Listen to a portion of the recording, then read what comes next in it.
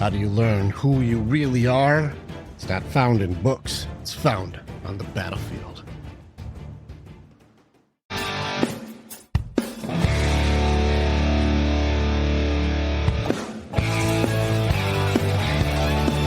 Come listen to the best music in Gunroom Radio. All of the artists that are performing are within the military family. Their songs are authentic, and the music and the camaraderie is amazing. So I want you to come and listen. Have a great time. Check us out at gunroomradio.airtime.pro or on Facebook at Gunroom Radio. So we've got a great show today. So today I have got Rick and Ryan from Warriors Way Mindset. I was on their show a couple weeks ago or so. Awesome show, man. The way they produce everything is way better than mine, man. It looks a lot more professional. So without any further ado, let me bring them on so y'all can see how awesome their stuff is. Here we go. What's going on, guys? What a cool intro, Ryan. Is that your are we doing soundboards already? I like it. He's just showing off now, man. Yeah, man. I got you. There we go, brother. What a perfect way to start it, right? Nailed it. Absolutely, man. I'm surprised awesome. my dog didn't join in with that. You can't make this shit up. She just starts barking whenever she feels like it. Hey, I get it, man. I get it. It happens. Yeah, awesome to see you, Don. I like that. That intro was also. Actually, I'm gonna see if we can get you to redo your part of the intro because it was like rock and roll, and then I need you like, "What's up? It's time for the best radio." Like I need you to go into like straight warrior mode when it's time. Absolutely, man. I should. I gotta redo that commercial, man. It was kind of thrown together, so I'm not exactly proud of it, but I had to do something to get the word out there. No, it was good. It just I was waiting. It was like dun dun dun. I'm like, yeah, all right, here we go. And you're like, hey guys, check out the radio. And I was like, does this go to like some sort of like sexy talk radio? What just happened? This went from AC/DC to smooth jazz real quick. It's the gun room hub. Yeah. I hope you guys like good music. I hope you do. Because we got it. That's awesome, man. Well, I don't know who wants to go first, but why don't y'all introduce yourselves and tell everybody a little bit about yourself? Yeah, I'll kick us off, and then Ryan will jump in. I'll even probably introduce Ryan a little bit. My name is Rick. I'm the creator of the Warriors Way Mindset. What I've been able to do over the last handful of years is I've built programs that help people build up their mindset as far as especially working with men across the world. We've done women's group. We help women also, but right now the biggest mission is to help our guys out. And so what we've been doing is building an entire mindset, multiple programs. We've built tools. We've built we've got our coaches built out. We've got books. We're building a lot of content and a lot of things. We have podcasts now that's also running in the battlefield of the mind. And what we do and we specialize in doing is we go into hell. We focus on transformation, not information. And so we're not just saying watch our videos. We're not just saying read our content. We're saying we're going to come in and get you. And we do our best to make sure that we've gone through almost every battle that we've had to come up. And this is why we got our guys who are also served. One of the biggest things I do is I serve those who served. And Ryan is also one of my guys who's been one of those guys who he was, in his own shit when I met him. And I'm like, I'm coming to get you, bro. And so we've fought a lot of demons, broken curses, and we've also been going in and helping a lot of people do the same thing. And that includes everything from PTSD, suicide talk, addiction, depression, anxiety, you name it, we fucking killed them. And so that's what we're here to do, is to teach people that there are two kinds of people. There's two, trained or untrained. And so what we do is we actually do the work to train people, not just treat symptoms. That's awesome, man. And then Ryan, this is one of my main dudes. This guy is, he's actually been, I'm going to give him a little praise before he jumps in. Ryan's been, training to run groups now. He was a student to start off with. He's got natural leadership skill. He's been in the military. He's a corrections officer. So he's just got natural leadership. His growth has been so inspiring and helpful to so many of the guys. And his ability to be able to connect through the heart, he's a heart side warrior, has really helped a lot of guys who are struggling to almost have permission to be human again.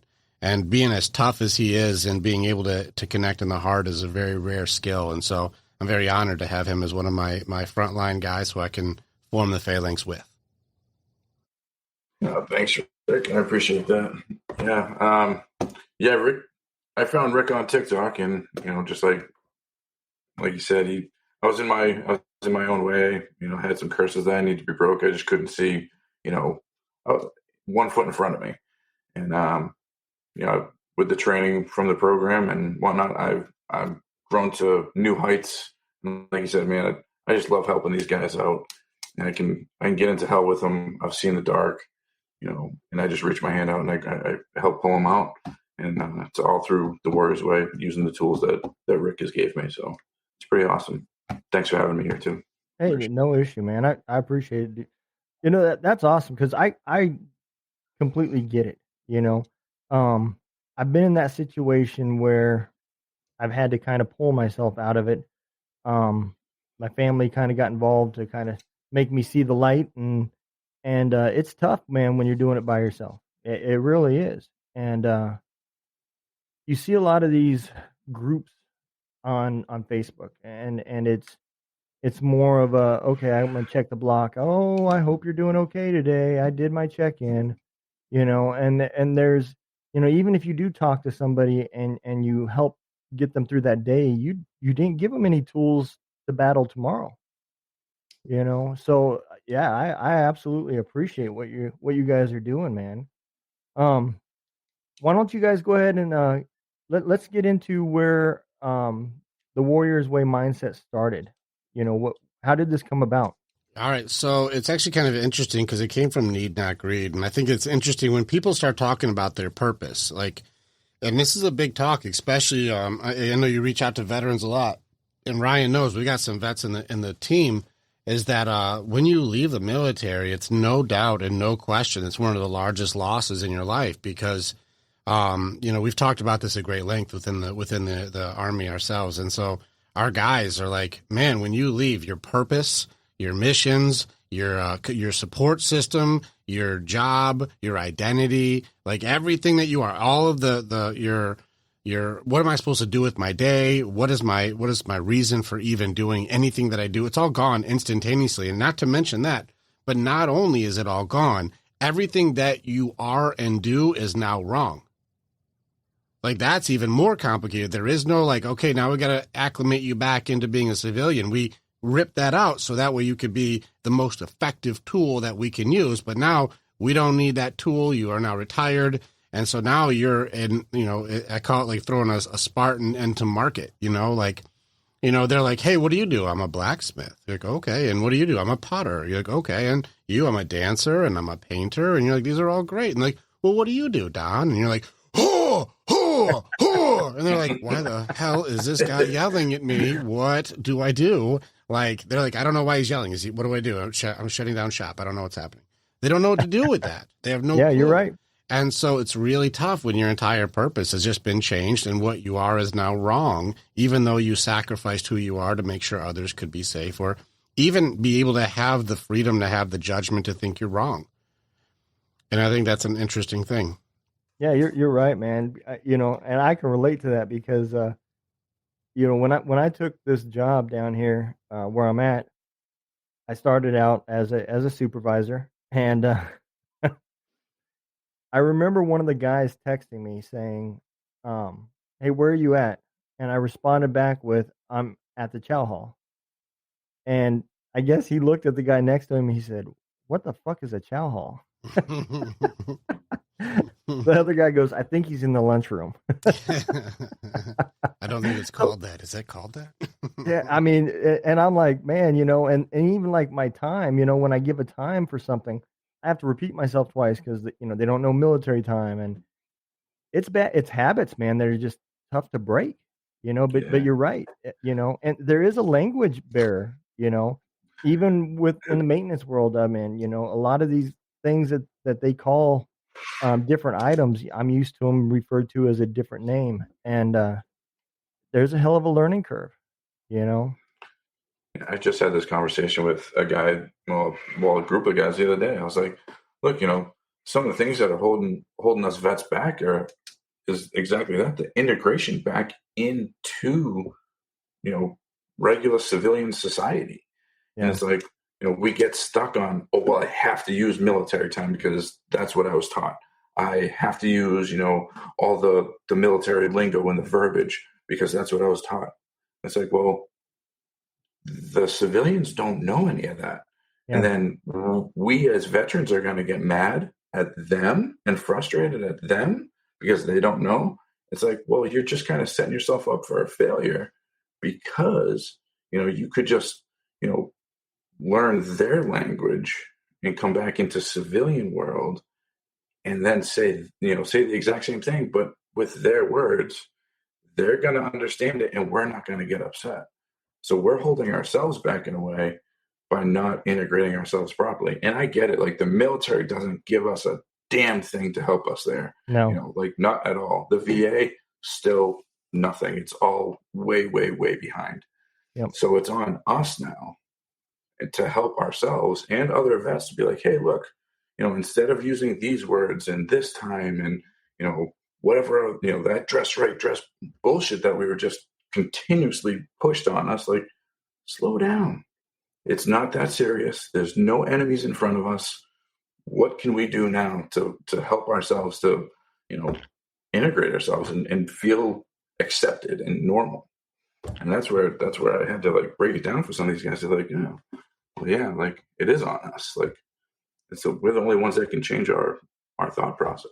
Yeah, you're absolutely right, and that's one thing I've been preaching for a while is, as veterans we have to police our own. We've always been good at telling the guy next to us whether he's ate up or whether he's squared away. There's no middle ground. After the conversation, where you stood, and the other problem that we have, and every training assessment that you go through in the military, they train you to fail.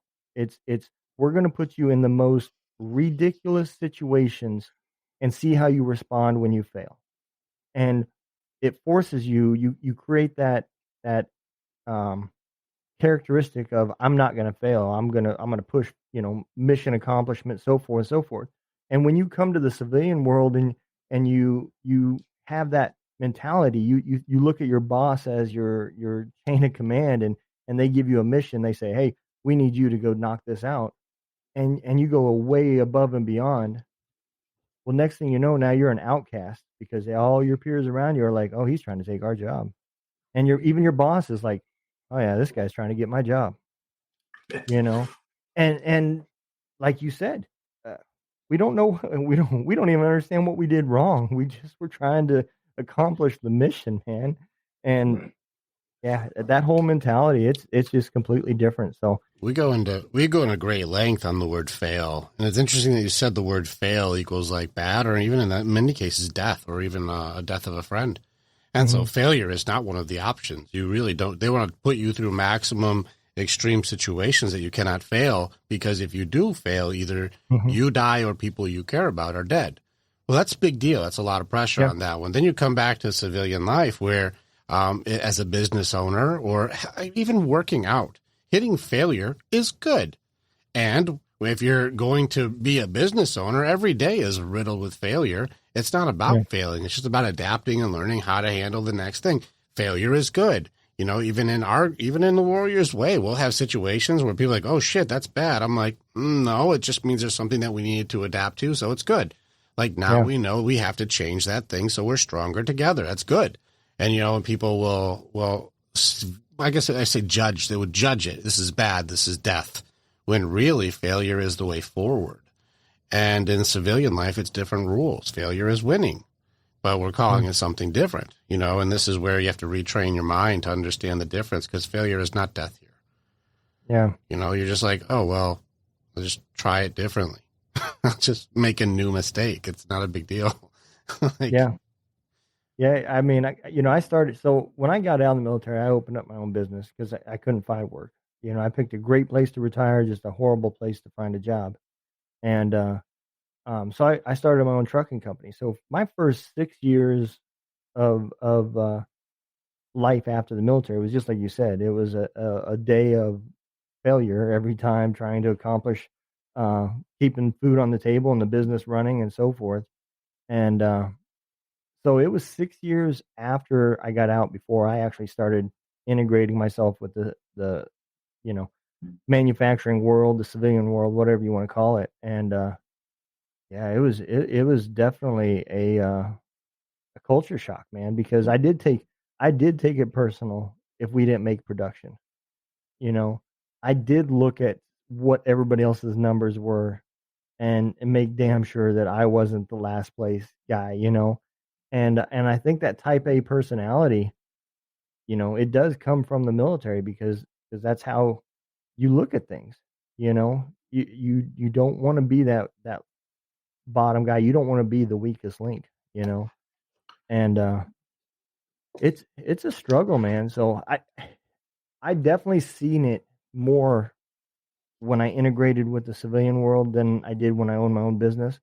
But when you transition from the military and go straight into the civilian world, I do understand now why that is the most dangerous time for suicide, because man, the stress that's on you is ridiculous.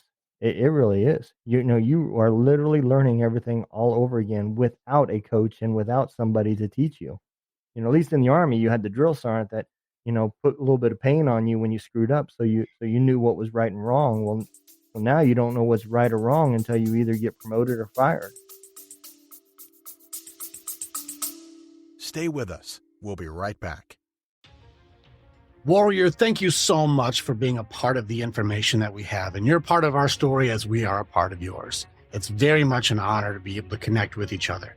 If you want to know more or you want to get started with working with me or working with our warriors so that you can begin your path to authenticity, strength, leadership, and accountability, this is the way. Together, we are way stronger. Now you get to choose. Do you go forward or keep doing what you've always done? If you stay where you're at, hey, click on some of the stuff and follow what it is. We got motivational stuff. We've got podcasts. We've got more things. Just subscribe and do the stuff and we'll keep you updated. But if you want to start going in, start jumping into what our programs offer and start your journey and being the hero in your own story.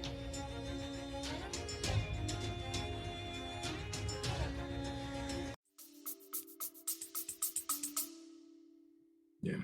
And that's where, through the military, we were, like you're saying, we were taught to go above and beyond because that's how we got the promotion. That's how we got those, those advanced schools or, the accolades and maybe even the 4-day weekend pass, whatever it is, oh, well, you did awesome, private, whatever, specialist, so on and so forth. Hey, go take your weekend pass. Everybody else is working, whatever they're doing, drill or whatever it is, So it's of course we're going to push ourselves because that's how we got cool shit.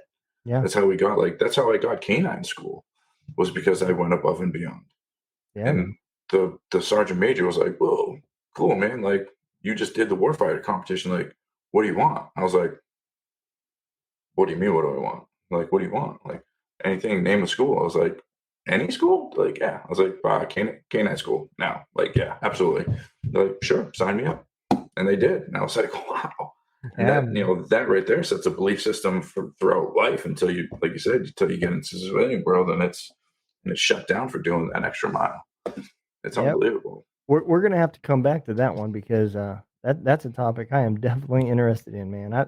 I'm a huge working dog fan. I love dogs, and I believe that they serve a purpose and that they're a working purpose. And when you integrate that with your dog, man, the relationship will be so much better because they feel reward quite frequently. So yeah, we'll definitely hit up on that school, man, because that's definitely a good topic, man. Yeah, absolutely. It was one of the best times in the military for me.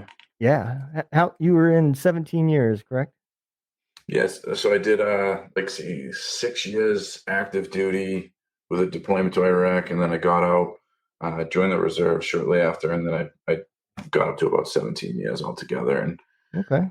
so you get into one of those units that kind of crushes your soul a little bit, and you get out, and that was tough for me because I didn't want to. I wanted to finish the 20, but Yeah.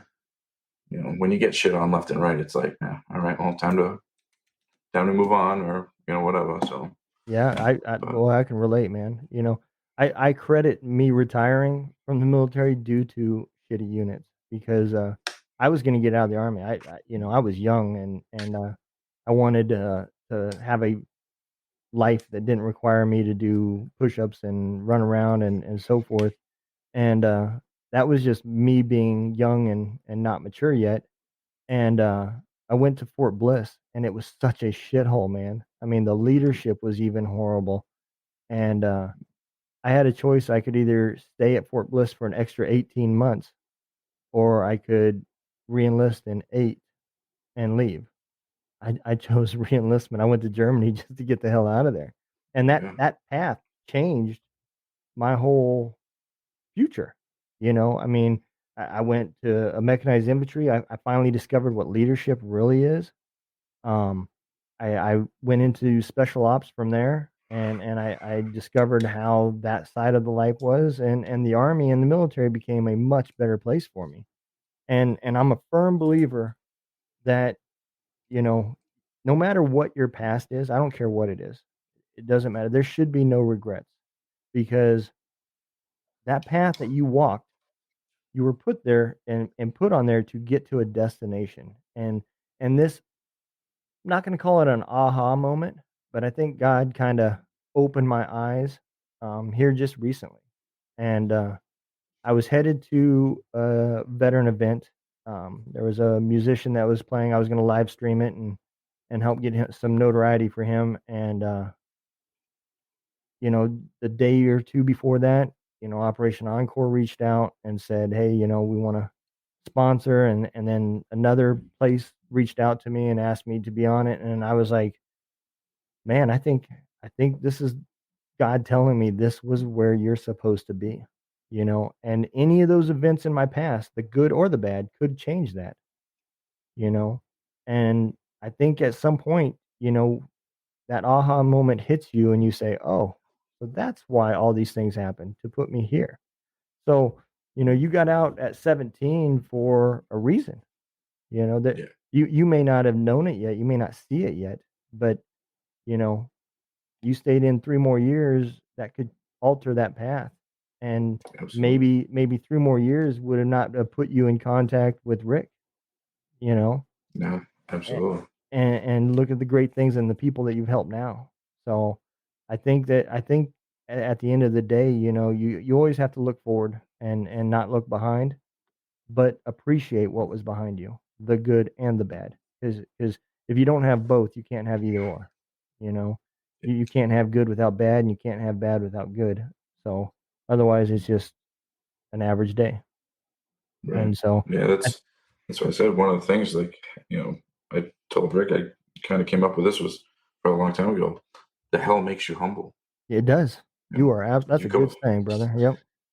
you go through a lot of shit, and if you come out of it, it'll humble you real, real fucking quick. Yep. I mean, whether it's your own darkness, a deployment, or shitty work environment. If you come out on top, man, be humble about it. Yeah. Because learn from it, grow from it, and you know it'll take you to new heights.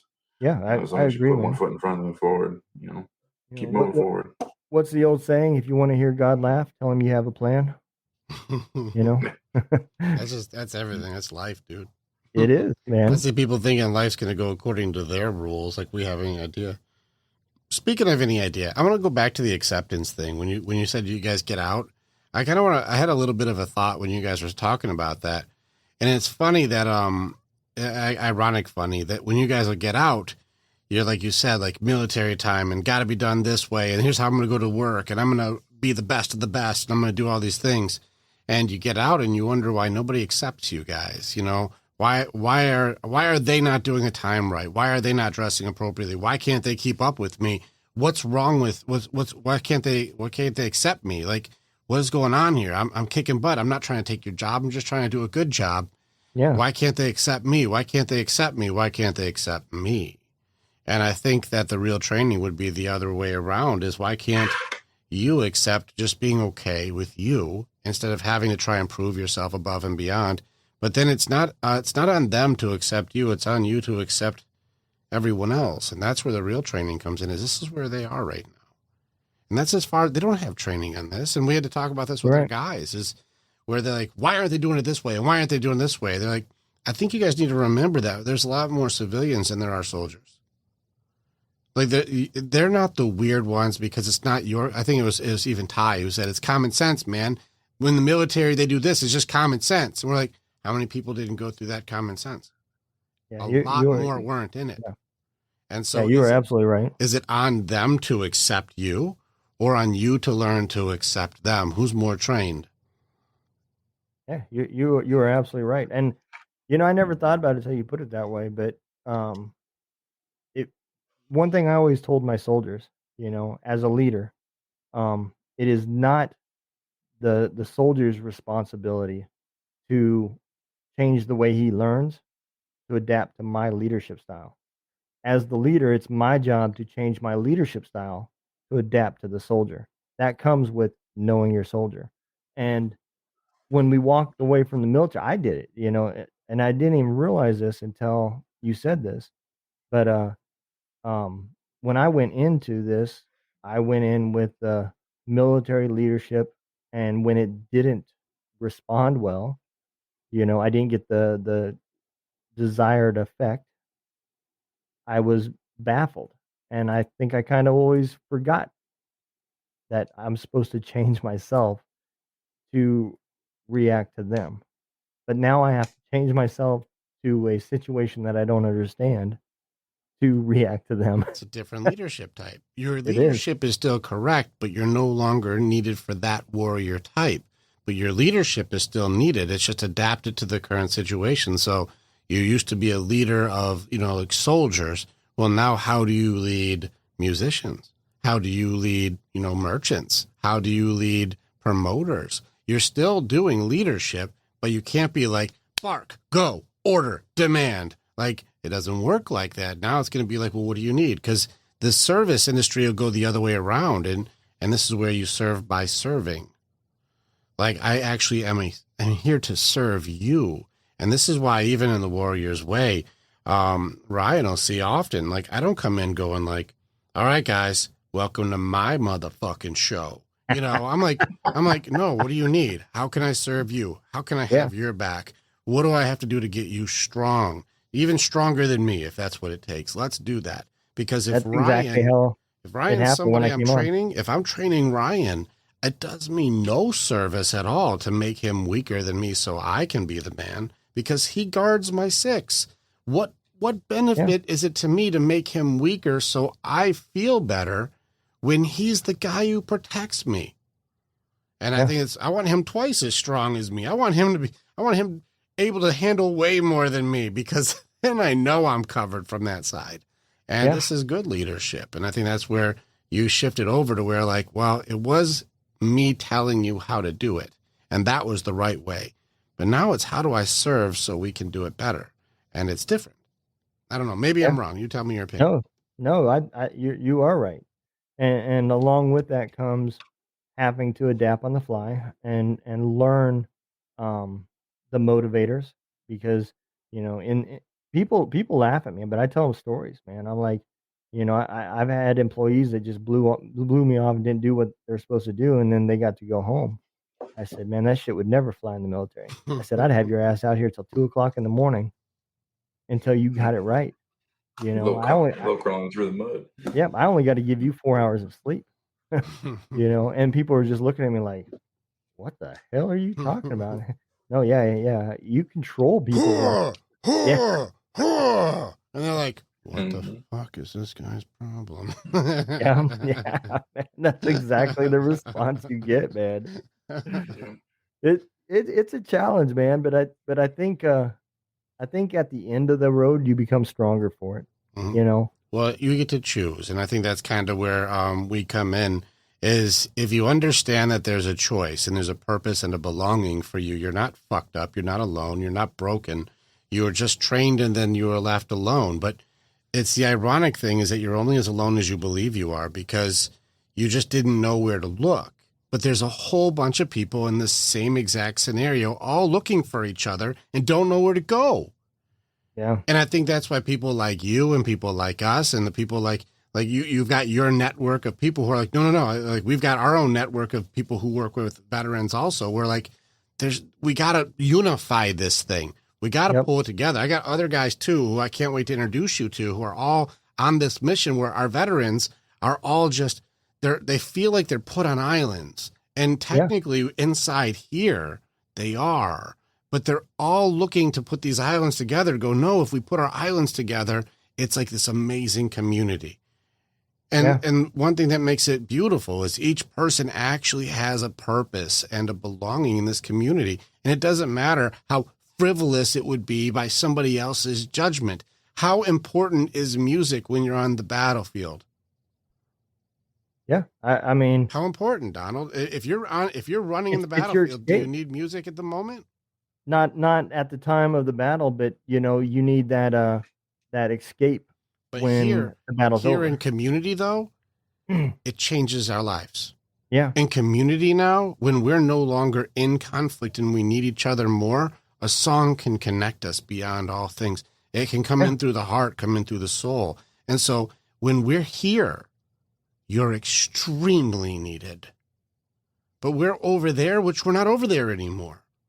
Well, we didn't need it as much then. It was a lower priority, but now it becomes vital because we're not there anymore. And that means we need each other no matter what the job is. How much do you need someone who's, I don't know, baking pies? Probably not that much over there. It'd be nice, but it's not a priority. But here you can be an award winner. Here you can change someone's day. You can bring joy to even the frowniest of faces. Yeah. And this is where everybody now has a purpose if we come together.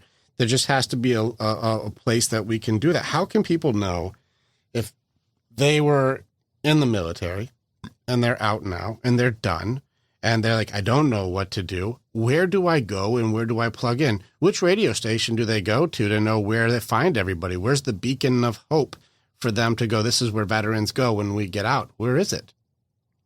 I mean, I'd like to say that's Gunroom Radio, but the problem, the true problem is, they go to the path that they go is tough to reach, and I know because I walked that path.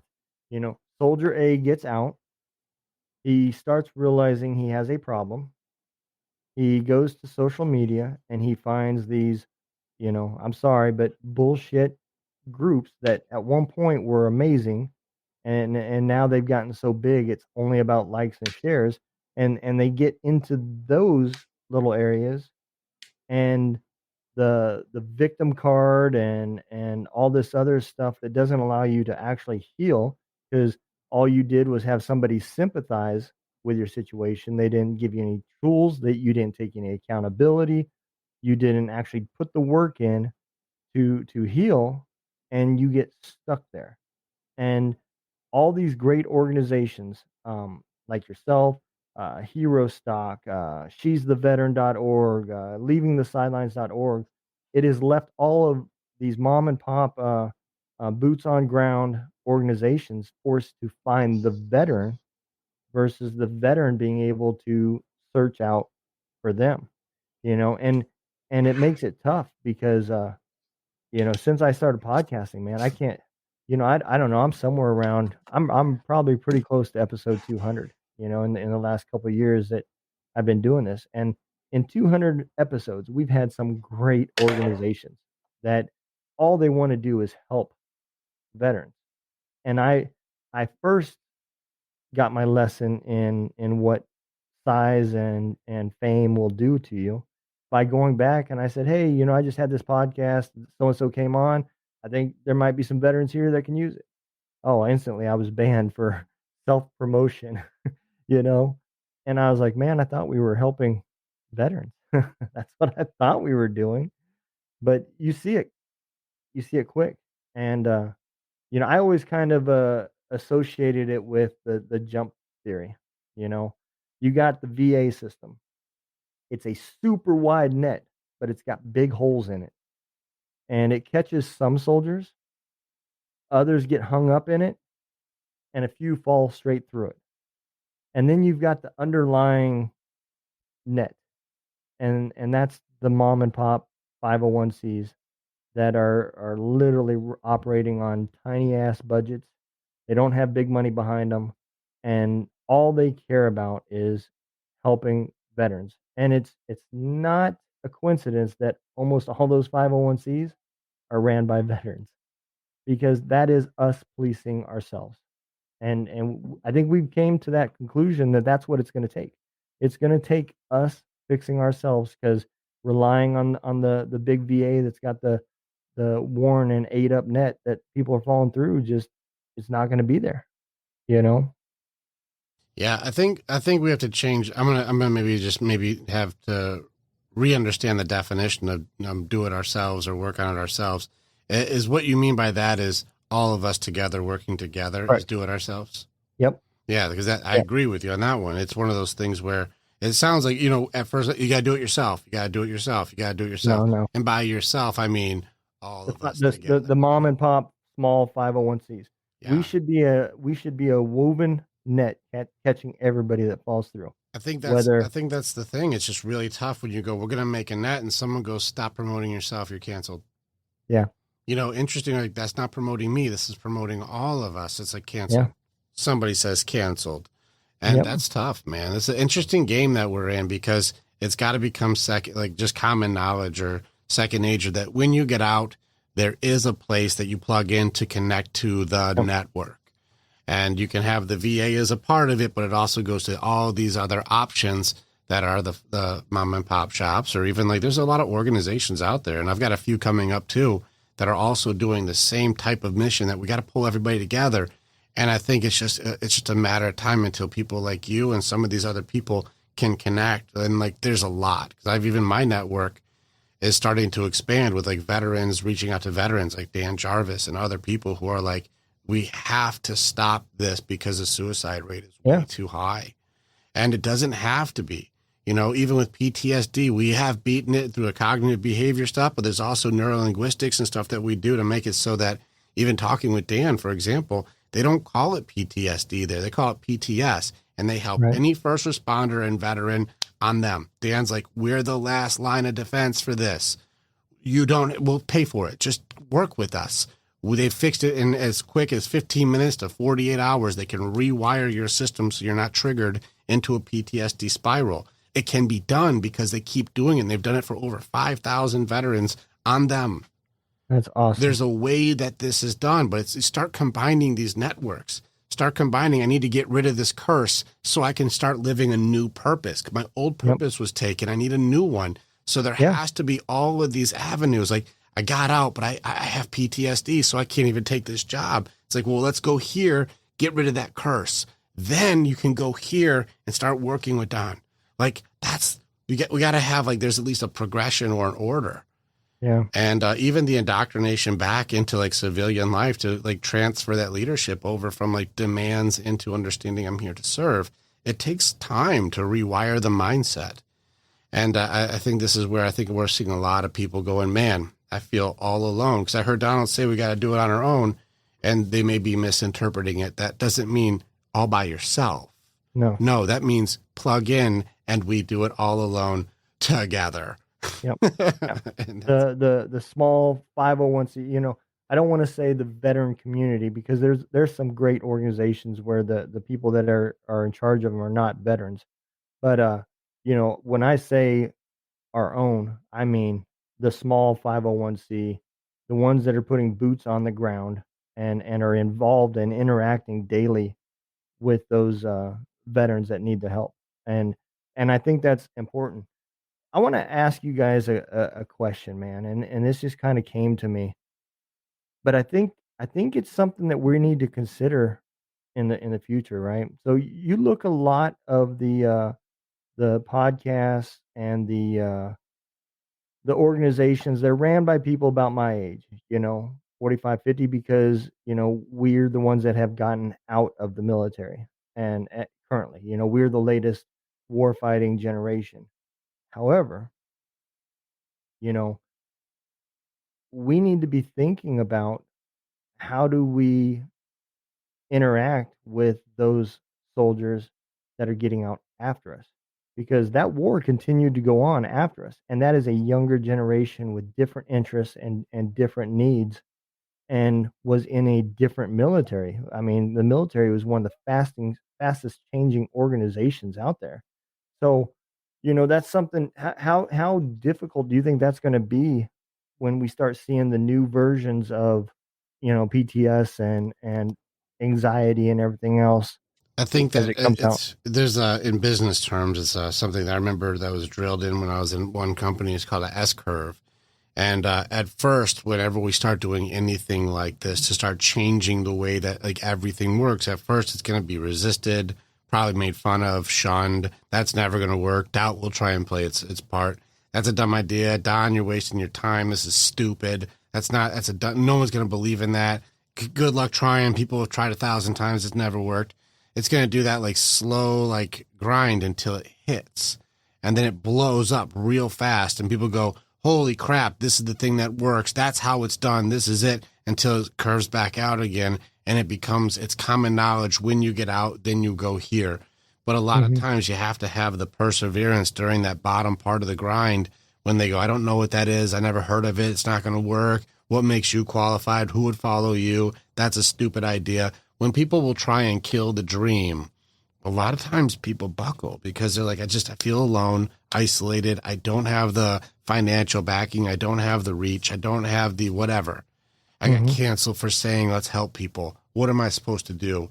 And Right. it'll knock your dream right out. But at some point, with everybody focusing on unifying far more than self-promoting, and this isn't against you, this means period, then there's a chance for that S curve to kick on, that when you get out of the military, there is a thing you do.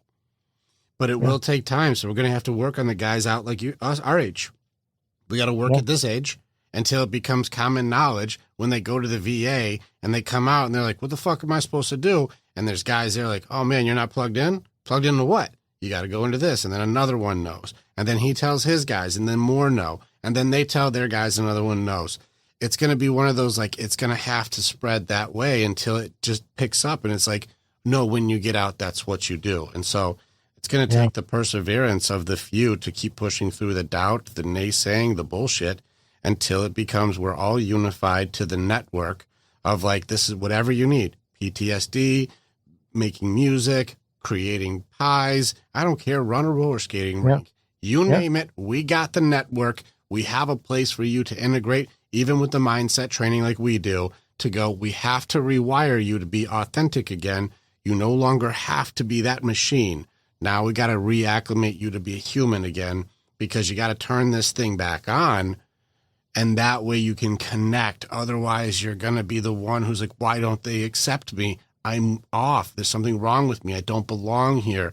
And then you'll be in your own head. And you remember in the truck, dude, when you were driving all alone, how much does that shame and that stack, there's something wrong with me, just beat you when you're alone. And there has to be a place where you go like, you're only as alone as you believe you are, because everyone in the network is one call away. Yeah, you are right. And I can tell you there was many nights as a truck driver that I got up and went back to work the next day without any sleep. I drove all day long, was tired as hell when I stopped, and the moment I laid down, everything in here just kept going. And it was, how am I going to fix myself? How am I going to do this? Why am I doing this? And it just went on and on. Next thing you know, your alarm's going off. You're like, oh, well, time to get up and start driving. And now it's been, 36 hours by the time I stop that I've had sleep. And it spirals, man. It just keeps going deeper and deeper and deeper. And I think it's important, just like you said, people have to know that you can reach out and maybe it's the social media weirdness, that causes people to not wanna, they don't know who they're really talking to on the other side. But, I think that's where our first topic has to come back, as the people that are trying to fix this, we have to adapt and change the way we're doing it to reach the people that need it.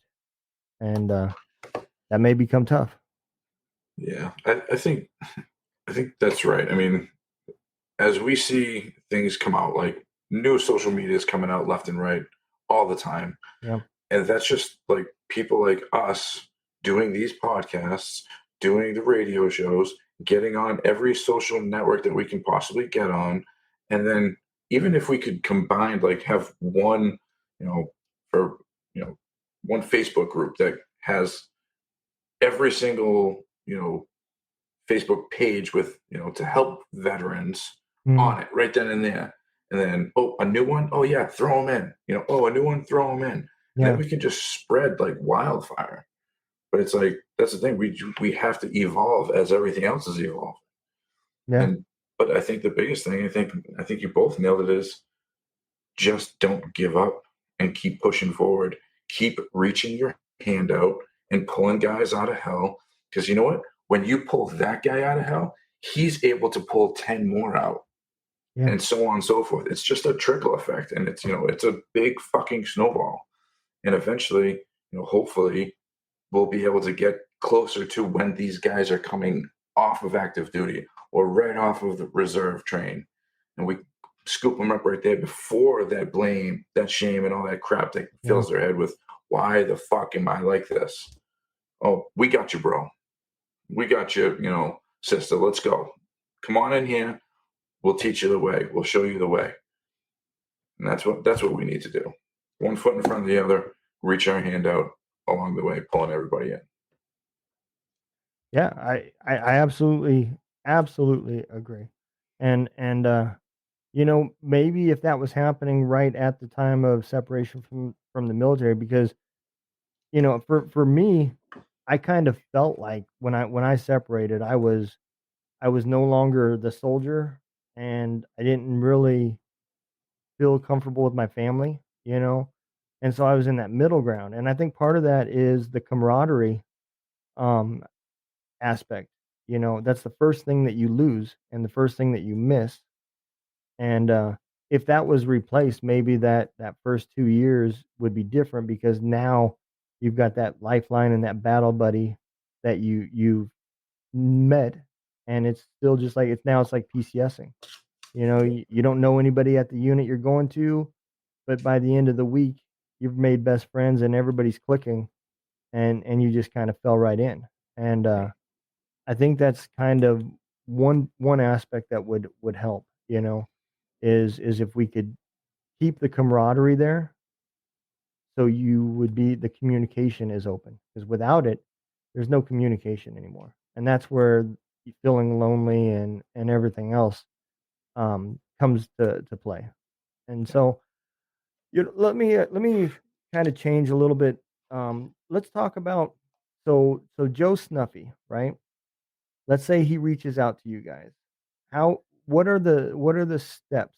Does because the reason why I'm asking this is because I want to let people understand that there's other things out there besides laying on a couch and telling your story to people that have never done it and can't relate, but will always say, I understand. You know? So let's walk Soldier Joe Snuffy through kind of how you guys are assessing him, and the program that you're gonna recommend for him. Of course. If Joe was to book an appointment, and I usually take a lot of the front calls because we're still pretty selective over the guys that we throw in. We do have a creed that we operate under, and even tomorrow I think we're going to be making it even stronger. And so we have a creed, and there's rules to the Warriors Way that we all live by, including myself. None of us can break creed. And that would first be trust. And without trust, we do not have any dynamics. If we don't trust each other, we can't have a brotherhood. We can't have friendship. You can't have a relationship without trust. It's a foundational piece for all dynamics. And so first we have to be able to trust we do not betray each other. You don't post other people's shit up. We don't turn our backs on each other. We're always there. We have to trust that you, like, I can share without you, like, attacking me. So we have to have that first part. Second rule is no blame, no shame, no judgment. What that is it just gets in the way of healing. The things that have happened has happened, and every single loss is meant to teach you something. Our job is to train you to find the lesson so we can move forward, not sit in the memory and feel like you're a piece of shit or you're not good enough or you're worthless or whatever judgment gets put on you. We remove this. This is not necessary for healing. It gets in the way. Third rule is that you have to show up. Like we're going to do the groups either way. But if you don't show up, you won't be able to, like, you're not one of us. If you're not there, you can't rely on the guy. You can't trust somebody. Yeah. You can't go into battle with somebody who's going to leave you hanging. We have to show up. And then we have to, we measure off of effort. It's all about how much, like, we don't care about what your results. How hard are you trying, man? Are you really going for it? And one of the main things that I would be asking Joe is, what's your willingness? Without willingness, it doesn't matter at all. Yeah.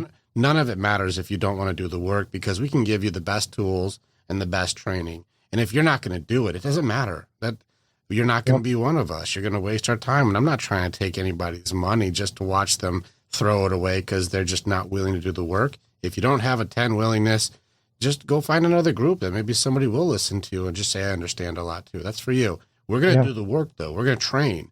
Every single week, I give you new tools and new training, and there is practice. I don't talk about just your feelings. There's a new skill this week. Practice it.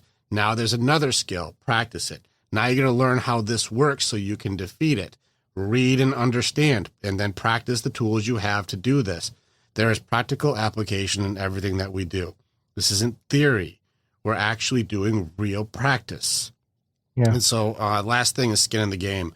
Those who pay, they pay attention. And we have to have a certain amount to make it so that, understandably, there's a point in which financially when you put into things, and this also goes into sacrifices guys do to serve, if some of them can't afford how expensive it is for what we do. And so we find other ways for them to volunteer. You have to have skin in the game. If you are not contributing, you're going to feel like you're either taking advantage or you won't appreciate what it is that's there. And so all of us put in, and it's important that it's there. It's really disappointing when you see somebody say, I'll commit to you, but then they just don't show up.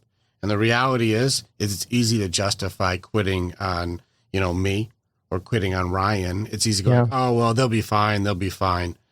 But if you have to look and go, I invested way too much money to quit, so I have to fucking show up, son of a bitch. Oh, that would really piss me off to lose that much money. So I guess I have to go. And it's like, good. I'd rather you feel that kind of pressure from your own commitment versus worrying about my feelings. It's not about me.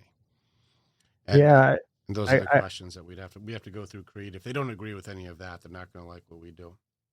Yeah. That makes complete sense. And that's what a lot of people don't understand. You have to put in work, and the meds that is handed out, regardless of what the big pharmacy wants to tell you, they're designed there to help you get through a situation, not alter your personality for the rest of your life so you can ignore the situation. You have to put in the work, and that's the only way you're going to come off the medication. That's the only way that you're going to come out of hell, as you guys say. Because without it, you're not going to heal.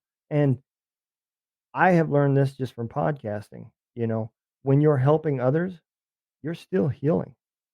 And so, just like what you said, when you reach back and you grab somebody, and then he reaches back and grabs 10 more people, well, that second grab that he's doing is still about his healing, and he may not realize it at the time, but the conversations and the practices and maybe even the method that you guys use and him retraining it to somebody else makes him go back to the foundation and think about stuff that maybe that they have forgot. So yeah, it makes complete sense with what you're saying.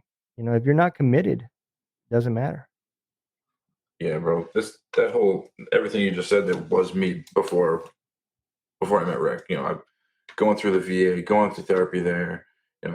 I started probably back in like 2008 or something, starting the therapy and stuff. And not once did they ever tell me like, hey, use this tool and that'll help you be, catch your, use your awareness to help, catch your triggers. So when you feel that trigger, you can slow down. Not once. They told me, when you get enraged, grab the piece of paper that you put on your refrigerator and write down how you feel. How am I going to write down anything when I'm completely off the chain, enraged, throwing shit across the room, punching things, and Yep. I'm going to punch the refrigerator before I take a piece of paper off of it and write down how I'm feeling. Yep. Like, it's all bullshit. And then, like you said, they're just going to chuck meds down your throat and be like, all right, go be a zombie and we'll cure you that way. Well, yeah, you cured it by just, numbing me. And now I have a whole nother set of issues. But eventually those issues they're going to come to the surface and I'm going to be fucked even more. Yeah. And that's what happens to these guys. Like, well, they realize like, well, my meds aren't working. You've been on them for 4 years. So then they just stop. And then what happens? All hell breaks loose. And you know what? I hate to say it, but a lot of the time they don't make it because of that. Yeah. And that's what kills them. And even if they are one of the rare guys that do make it all the way until they die at 80 years old, taking their meds, let's look back at the life that they lived. Was it a quality life, or was they just going through the motions? Yeah. Because that's what I've noticed is the medication just helps you go through the motions. Your anger is numbed, your happiness is also numbed.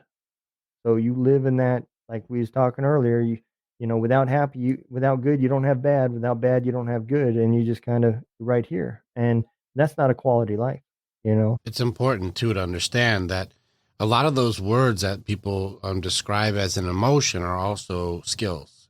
And that's something that we do that's different. And Ryan will attest, I am a big proponent of challenging words. Like, if you go into my advanced stuff that I do, I'll take one word and have you spinning for 2 weeks. Like, I do some pretty intense stuff when it comes to understanding. And it's the same thing. Anger, that's a skill. You're like, no, it's an emotion that I just transfer all my sadness and all of my emotions go into anger. That's just one thing I do. That's just how I do it. It's like, this is a skill. It's trainable. There are pieces to it that if you understand it, you can start to learn that you control it. It doesn't have to control you. Be like, well, that's the only thing that I knew. Because you aren't trained to use it correctly yet. There's only 2 kinds of people, trained or untrained.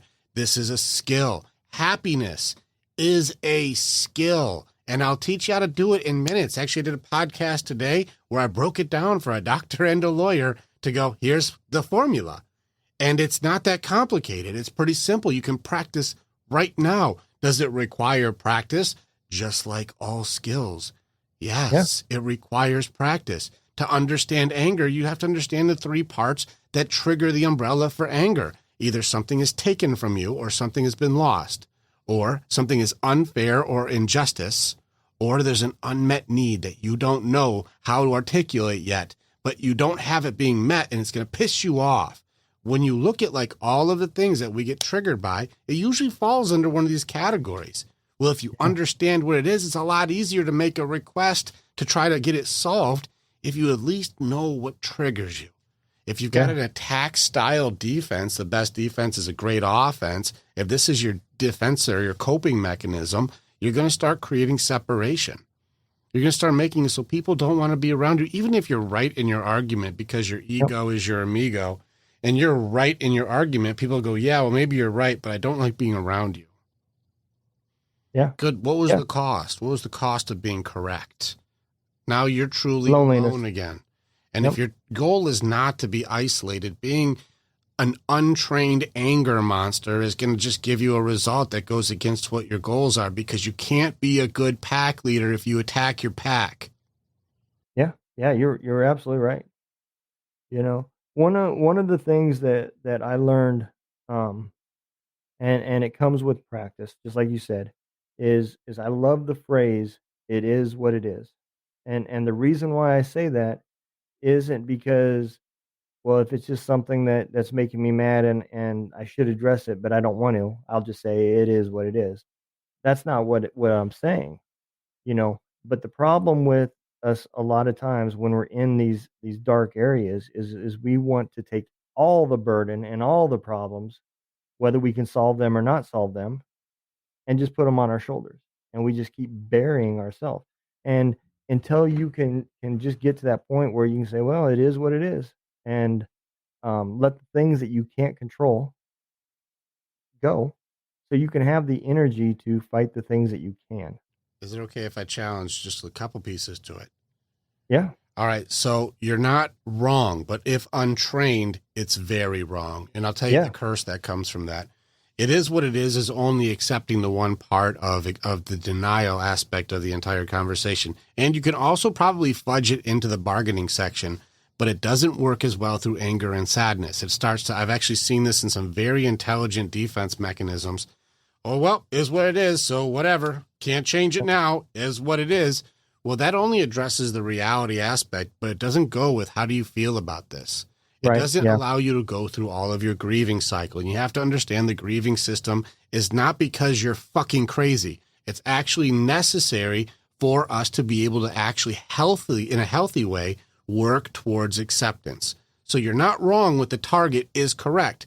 But if you do it incorrectly, you can use denial as acceptance. And that's the curse. Where because I said is what it is means I don't work through bargaining, I don't work through anger, I don't work through depression because I don't have to go through the other phases, and I can just skip right to acceptance, but that means you're creating a suppression of all of these other things. And if you create a suppression, it leads to expression. And there's only a few ways it explodes when it blows up. You either break down into misery and you're in depression and you're crying and falling apart, or you explode and the collateral damage from your anger will destroy everything that you love. You'll burn your whole village down. And so those are the only two outcomes. You know what they diagnosed that? Bipolar disorder. Yeah. It's only because you weren't trained to grieve properly and you're skipping the other essential parts which lead to explosion. And now you're on a new set of meds because now you have bipolar disorder. It's not necessary. If you're trained how to handle your grieving system, which can happen multiple times in a day, if you understand how to do it, you don't have suppression, which doesn't lead to the expression of the volcanoing because you know thyself, you know thy enemy, and you know how to battle. That's trained versus untrained. So your answer is technically correct, but in the wrong hands, this tool becomes a weapon for self-destruction. I agree, and that's where, like I said, training would have to come in because you have to know what it is that you truly can't control versus what you really don't want to control, and yeah, it makes perfect sense that you skip all those steps and it just becomes more buried shit that you're gonna have to unpack at some time. Well, it's tough because you can be in the grieving system for multiple things at once. And that's why, like, when you leave that identity change, you lose your whole entire system of operation. But also you're carrying with you the loss of the loved ones or brothers that died along the way, brothers or sisters, the people who passed away or were killed in action. And then you come back and you have no place and nobody understands you. So now we're going through at least 3 very heavy grieving systems all at the same time. Now, the thing is you're not only in one at a time. It bounces back and forth. You can go from getting pissed to being sad to it's fine, is what it is, to fuck them, to like, well, if only I do this, maybe I can get them to dig it. Well, they didn't dig it, so fuck them again. I'm really sad because now I'm all alone. Well, whatever, I don't really need them. But if they were to get it, then maybe I could do this. Well, they're not getting it because they're fucking assholes. And what am I even trying for? I guess I'm all alone again, and so fuck me. And then, well, I'll just pretend like it's fine. I'm not going to talk about it. You'll be bouncing back and forth between this system forever until you can actually start working through acceptance on each individual battle. But if you do them all at once, you're in 3 or 4 of those at the same time. But I'm telling you now, you can't defeat anger the same way you fight depression. They're 2 different monsters. You can't fight them the same way. And if you think denial is the same as depression, you're wrong, but they like to team up on your ass, I'll tell you what. Yeah, you're absolutely right, and you know it's tough because we had this conversation on my last podcast last Tuesday. It was about, where does the term fighting your demons come from? And I kind of rationalize it as we're fighting the unknown. We're never really dealt with feelings because we were all alike, and the scenario was all the same. And now you're out there on your own fighting something you can't see. And my best emotion that I can relate this to is there's a lot of times that I would wake up, just got out of bed, sitting on the side of the bed, and I just feel like something's wrong. I don't know what it is. I've got that feeling, and it's like sits right in the center of my soul. And as I go through the day, that just grows and grows. And next thing I know, it's no longer anxiety, it's anger. And now I'm just lashing out at everybody over things that should just never even been thought about. And it's because, again, I'm getting my ass kicked by a demon that I can't see. And I think that's the best way I can explain where that term, you're fighting your demons, come from. Yeah, a lot of the times though, I mean, look at us military guys. Look what we were taught in the military. We weren't taught how to feel. We were told to shut that shit the fuck down. Yep. Because the only thing you should do is fall back on your training that we're teaching you. Yeah. And go towards the gunfire, get behind cover, all the tools and shit that we needed on the battlefield, which was shut that switch off and go kill the enemy. Yeah. Protect your brothers and sisters. That's it. When you come back, everything up here is fucked up. So it's like, okay, well, now who do I talk to about that? Do I talk to my sergeant? He's going to tell me to suck it up, Buttercup, and go freaking drink some coffee, or go take some ibuprofen and some water. Done. Or freaking, do I go talk to the chaplain? Well, what if you're not religious? Then what? Or, what if, how are they going to know? Like, were they out on the battlefield? Did they see what I saw? I don't know any chaplains that were carrying guns over there. So, how am I going to relate to that? And then, well, okay, next thing, do I go talk to a shrink? Oh, hell no, we don't talk to the wizard because we know the wizard's going to pull us off the battlefield. Yep. And now I'm completely different than everybody else. Yep, I'm fucked. If I go to the wizard and everybody else hears about it, I'll be like, well, I don't want to stand next to that guy. I don't want to go on the range with him because he's fucking cuckoo. I don't want him to turn on us. So now what do? You're screwed.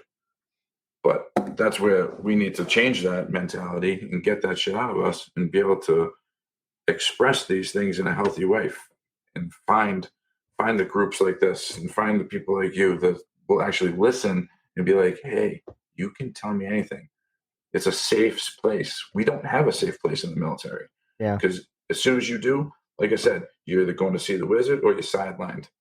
Yep. Done. And I seen that too, because right there towards the end of my career, man, they brought in these, they're not shrinks, they're not counselors, they were just people that were hired that if we had problems we could go talk to, and nobody would know. They don't report back to your chain of command, nothing, right? Wasn't it always funny that their office was the one right next to your first sergeants? I mean, they seen you go in. You only went in for one fucking reason. Mm-hmm. And you are instantly different the moment you made that step and you walked in. The moment you said, I'm thinking about killing myself, you were different. You were looked at as a piece of shit because now somebody's going to have to sit with you and hold your shoelaces and make sure that you don't harm yourself, and you just ruined somebody's weekend. And now the first sergeant's got to come up with a guard roster to guard you, and you were literally put in a bad position. You are now a burden again.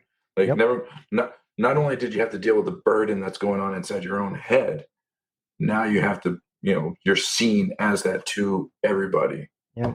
It's not like that person that's sitting there outside your door is happy about it.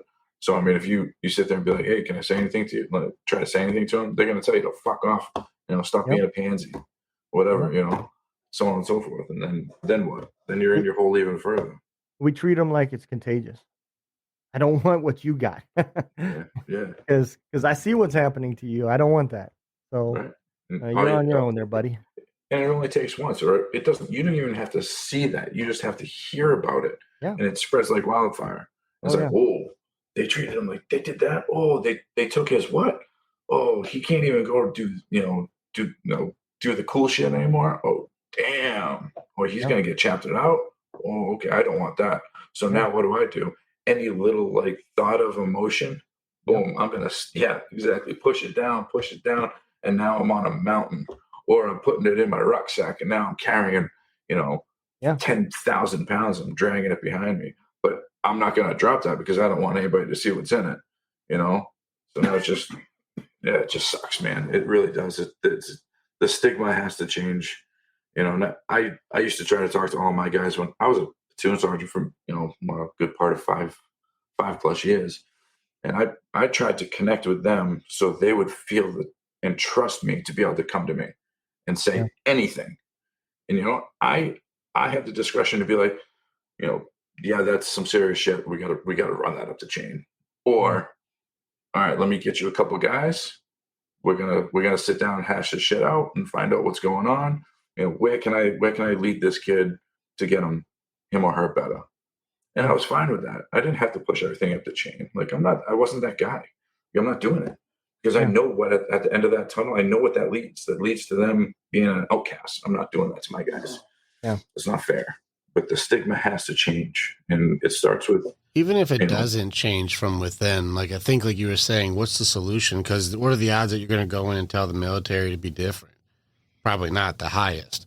But we can create the place for when you're out, it's not like that. And I think that's where I think the solution is going with what you were talking about. How do we unify all this stuff? Like it can't be an answer. We go like, we can't go in there and say run it different because it's not going to run different. And as far as like, protection and military and the way that it, like when the tool is working, it seems to be working pretty damn good. So you can't fuck with them. But when it gets out, there needs to be like, all right, there's a system that you go through to reacclimate you. So we have to turn your human back on. But we also have to address the stuff that you've been pushing down while in there because that doesn't work out here. It gets even worse out here. And so there just has to be like, you're not fucking crazy for pushing it down. That's what everybody had to do. But there is a place you got to go now to learn how to let it out the correct way. Otherwise, you let it out the very wrong way. And like you said, it starts to store in here and then it goes through the phases. First, it feels like something's not right. And then it turns into anger and it turns into just outbursting on other people until it turns into depression, until it turns into I am nothing, until it consumes you. But there's a way to let that steam off with training. And that's what we do. We teach guys how to have the outlets the right way so they can operate under their warrior type. So let's take it and look at it this way, right? So this is the first time America's ever been in a 20-year war where it lasted 20 years. The one thing that we got to see was there's phases. Your first phase of war is to go in and kill everything that is in front of you and leave nothing behind. And then it changes into a sustainment phase. Now we're going to control what we've got and control our environment around us. And then it goes into we're going to start rebuilding phase. And now we're not going to just kick doors in. We're going to knock on the door and try to be their friend. And then the final phase is we're going to put it all back together and rebuild it. And I've seen that in Afghanistan. I've seen that same situation in Iraq. We were doing it in Bosnia, even though all I got to see was the rebuild and put it all back together phase. But it happened there too. And what I would like to say, and I know people don't want to hear that, but the truth is you hiding and shoving shit down and turning that switch off is a trained trait that is necessary. You are not going to be able to survive to unpack the problems you have if you have to try to rationalize what you're seeing and what you're doing at that time. And I hope, and this is just hope, but I do hope that maybe as the wars have slowed down and ended, that the Army looks at us as those same phases, and they start trying to put the soldier back together to deal with it until we're needed to turn and train a different way again. Um, I don't know that they will. I don't know if they can, but I think that's one problem is that We can we're pray skipping for last it, phase. but I think it's the same. It's the same thing as you saying like, "Hey, there's no radio stations for our veterans," and I can hope that somebody would do it. I hope someday, Donald. I hope someday somebody just does that. I hope somebody just does that. Well, we can hope, Yeah, or we can build it. yeah, Like, and this is why I appreciate you so much, is because you're like, there's a giant hole here and something that we need. Is anybody building that? Is there nobody doing? Is this thing on? Like, yeah, and they're like, no, nobody's doing that. And you're like, well, then I guess we just found our mission. yeah. Then I guess we have to build that because I don't know where that is. And if it does exist, I'm going to build it until I find somebody else who's doing it. And then we're going to team up and we're going to help as many people as we can. Yeah, absolutely, man. And so this is where I have to give you a testament. And this is, I'm the same way. Ryan knows. I'm very much like, well, does it exist? And they're like, well, no. Well, then it looks like we have something to build. Yeah. Yeah, just because it doesn't exist doesn't mean that you just walk away and go about. That's when the work starts. That's when you roll up your sleeves and you still make the mission happen, regardless of what you've got to do. And I've always had that mentality, man. You know, um, I don't like the walk into a door and stop and then just stand there until somebody else opens the door for you because it goes back. Didn't think of it that way. That's funny. Yeah. Yeah. You're But gonna I be mean, there how for a long are while. you going to stand there and stare at it until, somebody finally realizes you don't know how to turn the doorknob, Yeah, that's a pull door, sir. You can't keep pushing it. Yeah, man. I do want to go back to what you just said too. I do want to like reiterate too that the coping mechanisms that people are using to get through these difficult times, on a healthy version, none of them are crazy. And when you get to the different styles, and the correlation between like the bargaining and fear aspect of it, which is like what do I have to sacrifice of myself to make it so that I can get through this or find peace or make it so that you're okay. The attack style, which is meant to be a protection response. You've got retreat, hide, suppress, and this is the denial aspect of things, which, like you said, I have to do this until I can unpack it later. If done in a healthy way, even freeze. Like, it may not be great in combat, but they did find in studies that people who have a freeze defense mechanism, even in arguments, they're not shut down because they're stupid. They're actually taking in all of the information all at once, but it's too much to make a decision instantaneously. Right. And so it's not because they shut down and they got dumber. It's because they got more aware and it's too much to process in order to make a decision immediately. And it's actually reversed. And so that was something that, like, without any, research or training, it seems like, I was like, this guy's a fucking idiot. This guy's stupid. He's not stupid. He's just taking in everything that you may be missing. And with, him having enough time to process and go, okay, now I've processed all of that, the best answer is, and they usually can be right because they took in more info. And so these are useful tools, and they've been useful in nature and if done correctly. But a lot of times, the lack of control in creating a coping mechanism usually leads to an unhealthy version of it. And I think we've seen the unhealthy versions of all.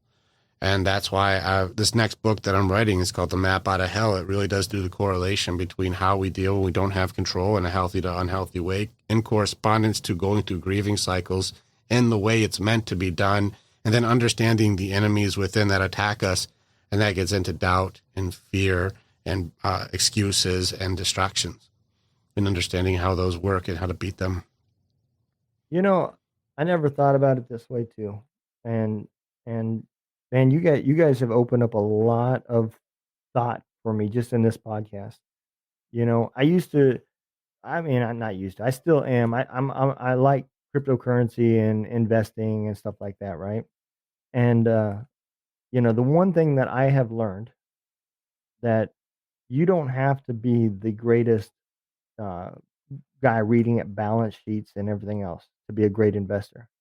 If you understand psychology and people's reactions to situations, it opens up doors for you to take advantage of. And there's a psychological path that people follow, you know, and it's just a big circle, and it constantly keeps rotating. It may be 4 years that it takes to go all the way around, but it does happen. And it's because the people that are succeeding from that is because they're watching the emotions that are happening around them. And if you don't understand your emotions, you're not going to understand other people's emotions. And now you've just became part of that rat race versus being able to take in the information, like you said, analyze it, and understand where it came from. What caused that? Was it fear? Was it doubt, confusion, whatever it may be? But it's because you got to the point where you knew yourself and you learned your own emotions and your triggers and everything else. And I think that plays a lot in just life in general, you know? Oh yeah, that's why one of our biggest tool, man, is awareness. Yeah. Like you got to look in, like, not just like, oh well, like for veterans, like, where's my exits, where's my, who's the biggest threat in the room, like, oh, if anybody had a gun, it's probably that guy. Yeah. No, like, look inside yourself, like, be aware of, like, oh, like you said, your triggers. What triggers you? What makes you mad? Well, if somebody, getting too close to you makes you uncomfortable, okay, well, hey, back up from these people. Or tell them just, hey, can you stop right there? I'm good. Don't put yourself in those situations. But it's like, if you're not aware of yourself, you're always going to have those problems. You're always Yeah. going to be triggered, which is whose problem? Not the person that's doing it, because they don't know. Yeah. But it's you. You need to know yourself. So then those triggers, they might be this big at first. And then once you're aware of it, it goes like this, and then this, and then this. And the next thing you know, it's fucking gone. You Yeah. don't have it. And talking about it and being aware of it is the most important thing. And that's what people don't understand. It's like, be aware of your own shit so you can fix it. Yeah. And that's what we do here, man. That's our biggest tool. Like I tell these guys, like, know your shit, know you. Because then you start finding out, like, your authentic self, you can be chill. You don't have to be on edge all the time. It's a good explanation, man. We do like 5 weeks of just know thyself training. I think it's important, man. Mm-hmm. Like Ryan knows, he's been running groups recently, and he's like, it's 5 weeks of like, here's another piece of you got to challenge. Here's where you got to dig in. What did you find? What belief systems are in here? What's your default program? What's your personality type? Which kind of warrior strengths do you have? Like, who are you? Do you even know? And it gets all the way to stuff that you may not think is relevant, like your Enneagram, your Myers-Briggs, your fucking love languages. Do you know you? Do you have any idea? Because how do you know how you work if you never even ask? Yeah. And as a society, that has changed drastically, from, we used to remember the way we communicated was when the damn light came on, your ass had better be home. And, now literally, I don't even bat an eye at it anymore when I see it. I'll see two teenagers sitting in the same room texting each other, and I've just gotten to the point where, well, nothing new, but everything's changed from society, even how we communicate. And it's just been amplified. I don't think it's changed that much. It's just been on a much larger scale. Because if you think about, like, even the most simple of things societally, like comparison, it's the most simple, like, oh, I'm not as good as them, or he's stronger than me, or she's prettier than I am, or whatever. There's the comparison thing has always been there.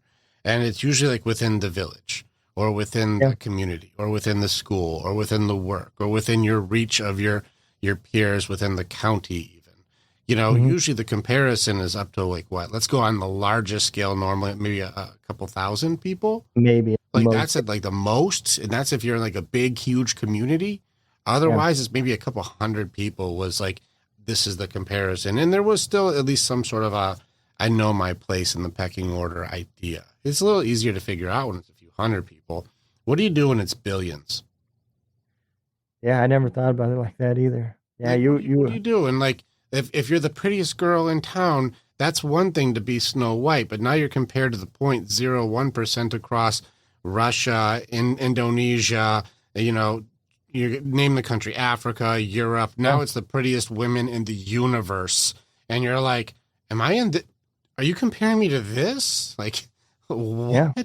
Like, you're never good enough. And then when are you the best? It's like compared to who? Internationally, the strongest on the planet. And you can just do a direct comparison. You're like, well, shit, like in my community, I'm one of the most useful, but globally, I don't even register to compete. Well, I guess I guess I suck. You know, like it's just on a much larger scale where the pecking order makes everyone feel useless. And even worse, if you're at the top, everyone just wants to knock you off. Yeah. And before, like you said, you used to have to experience that to find that out. So, I used to love to fight. I was pretty damn good in my little village. Yeah, in the village, we're badasses for sure. Yeah. And then I went into the army and I had a goal, I had a dream. I wanted to fight all army. And as the tournaments got bigger, I realized that I wasn't quite the badass I thought I was. And finally acceptance came in from concussions. That maybe this is not the path that I was meant to be on. And but yeah, that's exactly it. Now imagine had I had the internet at my hands at that point, and I'm watching all these videos of all these other fighters that are my age and everything else. Maybe then I don't even try anymore because I realize I'm not the guy I'm not as good as I thought I was. What's your confidence look like now when it's compared to people who've been doing it since they were 2 years old? Yeah. People who was born in the Gracie camp. What are you supposed to do? Yeah. Yeah, you're right. You know what I mean? Like, what are you going to do? And that kid was like, he was learning jujitsu at the same time he was learning to stand. Like, what are you supposed to do? And like, and it's one of those things. Well, shit, I started when I was 18. Like, that guy's been doing it since he was 8 months. What am I supposed to do with that? Like, I can't. Yeah.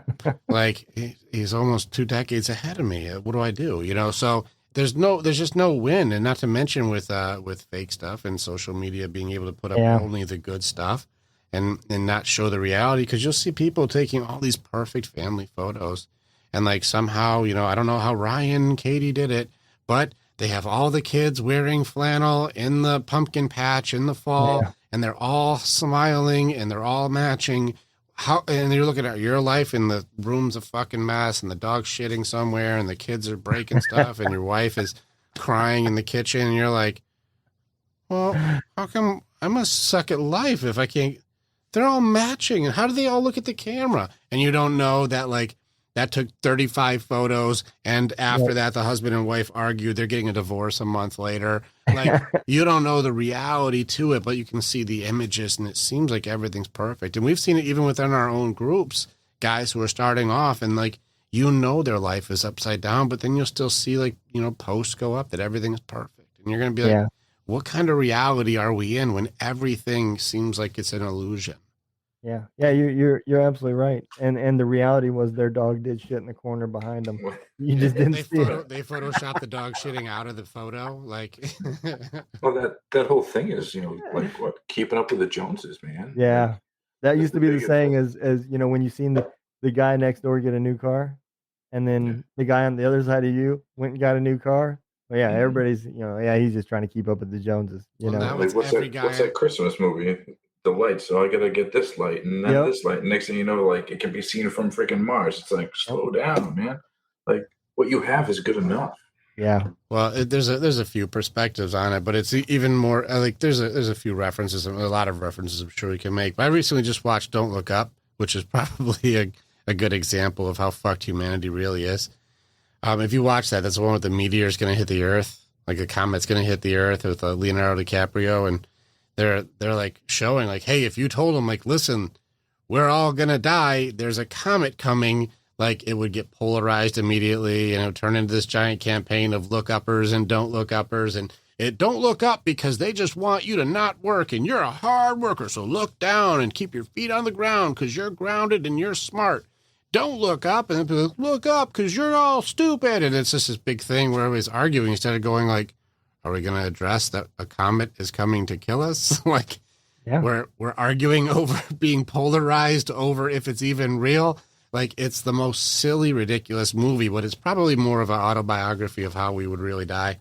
And it was just one of those things at the end when Leonardo DiCaprio was like sitting there and they're kind of like, the thing just hit the earth. The earth is about to explode. The shockwave is coming towards them, and they're realizing like, we really had it all. Like everything. We would worry about the flavor of coffee. We would start the day off with, you know, we had the safety of the home that we have right now. And we have the loved ones around us, and we have, you know, the dog that's even able to bark. You know, we've got the books, the workout equipment, the guns, the drinks, the friends. We really had it all, but we weren't able to see it. What are you grateful for? You know, Yeah. from the little things. Like I had a conversation with the other guy not long ago, and he was like one of the guys in the group, and he was like, "Well, I didn't want to start off like too small. Of like, you know, well, I got fingers. I'm happy that I have fingers." I was like, "Well, why not?" He's like, "Well, I just thought, you know, it was, you know, just something simple. Like I was starting big. I was like, well, you wouldn't have had it. You might not have all that stuff if you didn't have your fingers. Yeah. You know, like you wouldn't have been able to write, you know, the contract to get that house that you have, or, you know, so on and so forth. Like it starts somewhere. Like the toes on your feet, and then your feet, like they got you to walk up that beautiful mountain to see that beautiful view with your beautiful kids that you have on your beautiful shoulders. Like it's all relevant. You know, and we definitely do forget that, but there's a time in I think everybody's life that we do remember it, and that's, you know, just like you said, when your kids are born, what's the first thing you look at? You know, 5 fingers, 5 toes, 10 fingers, 10 toes. You know, which is it? And um, that's us going back to the basics. You know, it's our way of saying, you know, is everything okay? And just to say that I don't want to start that small, well, to the guy next to him that doesn't have any fingers, is having fingers and being thankful for it too small? Because that's probably a pretty big thing that he would be extremely thankful for if he had them, you know? So even losing any of it, it makes you pay attention. I think that's one of the life's lessons that's happening all the time. The reason we have a grieving system is because there's a lesson to be learned in every single thing, even death. There's a lesson to be learned. You know, loss of, you know, even mobility, loss of a limb, loss of a loved one, loss of a job, loss of a marriage, loss of anything. All these losses are lessons, but we take them so to heart as though it happened to us, and we can't see how it happened for us. But I've lost a lot of people, and I've even, like, you know, Ryan and I have talked, some of our most catastrophic losses were our dogs, you know, and like, that's like your best friend in the world. Like, and so like I've had 2 puppies killed. Ryan's best friends, he had to put down his girl. Like it's crazy to see like the way that like these losses can impact us, but there's a causality that comes from it. Like everything that happens leads to another set of things that happens that leads to another set of things that happens. And Ryan is one of my favorite stories for causality, because like, you know, I'm with him with like my dog dying opened my heart up a lot to the things that I have around, because I lost something so pure and so beautiful. It made me a lot more soft towards the beauty that I have with my daughters and my wife and my people, and even my guys. Like it opened up my heart to that. It would have maybe taken longer. Even my patience level with my other dogs so much higher because of how quickly they can be gone. Well, even Ryan, when your dog, you had to put your dog to start off with a beautiful day, and then she had like was it like a stroke or what happened to her? Like the second back of her body like went numb. Yeah, something happened internally that you couldn't even see, and she was just like, "Oh, that was it." You know, just, you know, it's out of the blue. Like we know she was kind of declining, but not like that bad. And next thing you know, it was like, "Ah, shit." Well, that's it. Let's take her. So and Rick was saying like that led to you gotta us cope. putting her down. And after you had to put your dog down, then you got to cope, right? And then how do you cope? Donald, things are wrong. How do you cope? What are you supposed to cope with? What's the best coping tool? Oh yeah, You yeah, know how to absolutely. cope. We know Yeah. what to do. So Ryan's Yeah. like, I'm going to the bar. And what's the goal? Just one drink? Was it just, Oh no, I was going to get shit faced. we're I was going I to was going to get, lose myself we're getting numbed tenfold. up tonight. We're losing our fucking mind tonight. So Ryan Yeah. goes to the bar because he's about to just erase his memory today.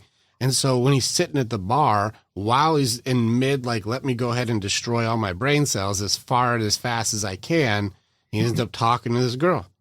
And while he's talking to this girl, that conversation starts getting more interesting. And let's just face it, this girl, she was a little hot, right? You thought she was good looking. She's a good looking lady.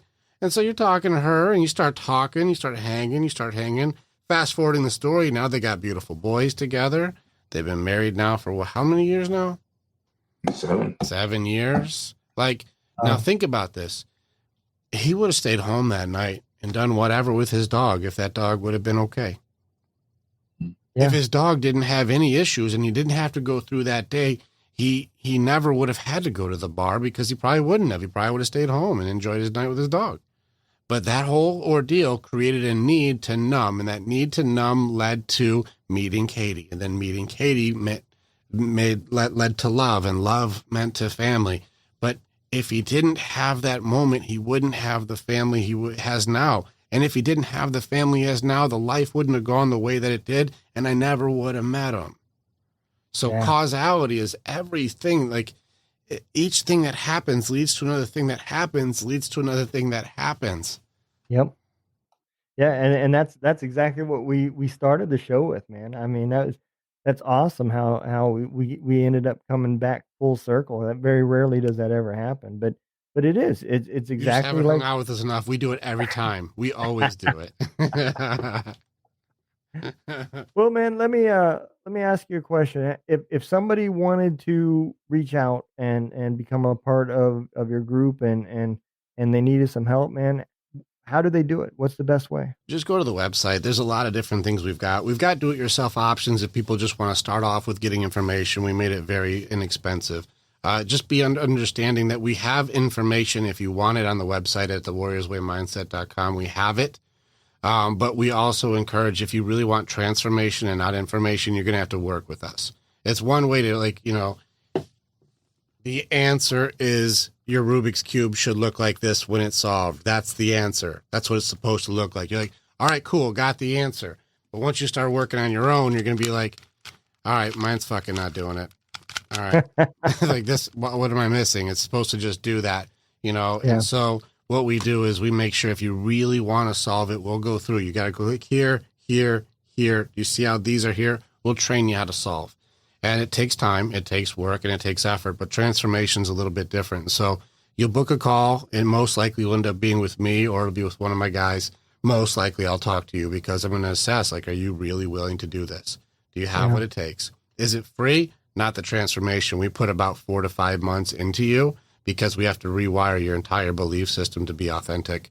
And most of your life has been doing what you've been told to do. Parents, teachers, coaches, bosses, spouses, commanding officers. When have you not been told what you're supposed to do? And we have to rewire a lot of things to be authentic because we may have forgot who the hell that even is. Yeah, absolutely, man. Yeah, so go to the website, book a call if you really want to do the work. And if you just want the stuff to check it out, we got tons of stuff that's free you can check out, or also just get some of the content that gives you the tools, because you can essentially buy our toolkit. This is the weapons and the strategy guide of how to beat anxiety, how to beat fear, how to beat doubt. I've got it all in there. It's do it yourself. If you just want that, do that. You don't have to talk to anybody. Get started. And then if you're like, you know what, I got the tools, but it doesn't teach me how to build a house. So I want to build, jump into a group. You can meet Ryan, because most likely Ryan will get to be teaching you first.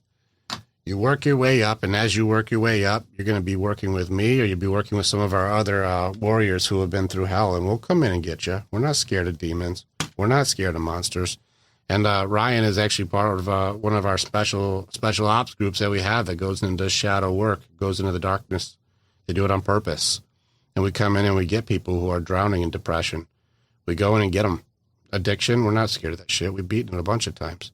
We'll show you how it works. Anxiety, it's got a step-by-step process to it. And it's been helping people decide I no longer need to be on this medication, because the reason I was having anxiety, I now have control over.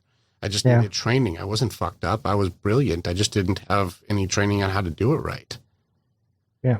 So we actually do the work. And so if anybody's like, I'm actually sick and tired of being fucking sick and tired, and I want to be the best alpha I can, I'm going to hang out with other leaders who are all combining black box theory. We're all combining all of the information that's working amongst the other leaders. It'll build your confidence. It'll build your leadership. It'll build your camaraderie. And most importantly, building a community of men who are all looking out for each other authentically. Be yourself. Be the best warrior you can be. And then you can start leading, your own pack. You can start leading your own groups. And together we're stronger. And that's at warriorswaymindset.com. Correct. Right. Well, man, they can also find you on Facebook as well. Yeah. All of our link trees and stuff. It's all on TikTok. You can find us. We have a lot of stuff. We got the Battlefield of Mind podcast. There's a lot of content going there. I'm probably going to post this up there too. Also, I didn't realize this was live. This is fantastic. I see Craig and Brian and people who are commenting. I'm like, I didn't realize people could just comment. That sounds awesome. They should be just asking questions. We'll fire them off. I didn't know. Yeah, absolutely, man. I didn't see that either. Sometimes get me blushing. Sometimes you get what we call watchers. They get a little shy. They don't want to talk. But I'm used to. I've recorded probably like 50 podcasts in the last 3 weeks, and so I'm like, I'm not used to comments showing up in the middle of them. I'm like, this will get posted next week, and you're like, okay, cool. I'm like, yep. Hey, Brian Roof's in here. Okay. Absolutely, man. I just.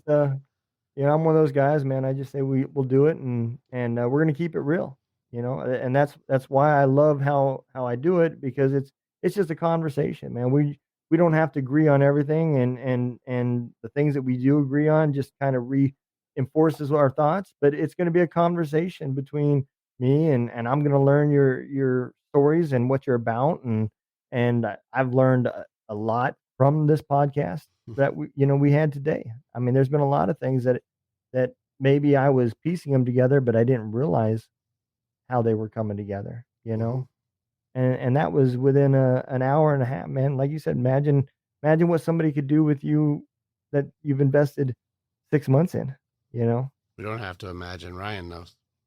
You're looking at it, bro. Yeah. Long story short, man, I was an angry fucking dude. It's like how I grew up. Like, I was known like, oh, I'm going to be the big, bad, tough guy. I'm going to go around fighting everybody and shit. And through this program, I have learned how to control that. Like, I don't have to be that angry guy anymore because it doesn't serve me. We said earlier, it pushes people away. Like, one of the stories I remember was like, I was going out with some friends, and I'm like, where are we going tonight? And like, well, we're going to the bar. I'm like, what do you mean? I'm like, let's go. I'm like, you're not coming with us. We don't want you to go. I'm like, why not? Like, dude, every time you go, you start shit for no reason. Like, you're the guy. I'm like, oh, fuck. Like, that hit. I'm like, Yeah. So I just, obviously, I didn't know any better. I was untrained then. So I just went and did my own thing. But now I'm like, hindsight, I'm like, man, if I had only known better, I could have, how many other friends could I have had? All those guys that I was like, what's up? They could have been best buds, like, who knows? So fixing myself, like, I've created so many friends. It's not even funny because I'm not pushing people away anymore. I'm happier. My life is better. Tenfold. It improves quality. 100%, dude. I'll take quality over quantity any day of the week. I would rather live my best life for 50 years than my worst for 80. And bro, I'm not walking around at like 7 out of 10 anymore. Yeah. It only took it literally 100, boom, holes and walls. Like, I don't do that. I'm not there anymore. Yeah. And everybody around here is not walking on eggshells. They're happier because I'm happier. Yep. And I have my shit on control. So it's not just yourself. It affects everybody, especially the people that you're living with. So I'm happier. They're happier. It's just a better fucking life altogether. I agree, man. And I'm glad for you. So warriorswaymindset.com. You can reach out. I've been in that seat, and I've talked with Rick. I can tell you, man, it's not a high pressure, it's not a used car salesman trying to get you to sign. It's just a couple people having conversation. And brother, I appreciate what you guys are doing. And man, it's awesome the help that you're providing. Yeah, it's an honor back at you too. Like to be able to see what you're doing too is also an honor. And this is why I always say the terminology that like there is no competition amongst us. Together Yeah. we're always stronger. And I believe in what you're doing, and what we're doing coincides with what you're doing because people need all these pieces. Yeah, And they I need agree, the man. network. And I think that us bringing more awareness to it will connect more leaders together. And we're going to have to start using this technology more as not as a complaint about what's wrong with it, but how do we use this to make it so we unify correctly? And Yeah. it's just one of those things where it's growing so fast that the first thing that we do, no different than us as kids, as soon as they're like, the internet, what does it do? You can look up anything you want. We're like, BOOBIES. Like it's like the first thing you do with the internet is going to be something where like, let me look up some boobies. Like it's Yeah. the first thing, but after a while you're like, well, actually you can do taxes and you can actually do this and we can communicate and we can send emails. Like it eventually starts getting into, we can be responsible with the tech. Yeah. It's gone so fast that of course it went into nonsense first. And, you know, it turns into the darkest sides of humanity because that's what we do. First thing we type in boobs. It's the first thing we do. And then after that we go, well, what else can it do? It's like, well, you can actually do really beneficial things too. Yep. It's like, really? Fuck me. Let's do that. You know, and then you start outgrowing the adolescent phase. But the technology has grown like over 1 trillion folds in the last 30 years. Yeah. And so like, it makes sense that we would be inappropriate with it at first. But now it's time to go, okay, well, we looked up boobs enough. Time for us to start doing some work. Yeah. And like we said earlier in the show, you know, you have to fail first. And you know, it's not that that's a bad thing. That's a learning tool. It's a tool that you need. So, yeah, that makes perfect sense, man. Well, guys, I appreciate y'all coming on. We're gonna go ahead and cut it. And again, like I said, anybody with that, you know, great group of guys, man. So if you need some help, say something. Um, whether you're ready to go full fledged and dive into it, or if you just want to touch the toes, the best thing you can do is at least start from somewhere. And they've got all the tools for you, man. So warriorswaymindset.com. I will link it in this episode will go on Spotify Wednesday. So I will have all the links and everything in there to y'all's Facebook and to anywhere else to make sure, because you know I want people to know about this. So I appreciate it. Y'all take care.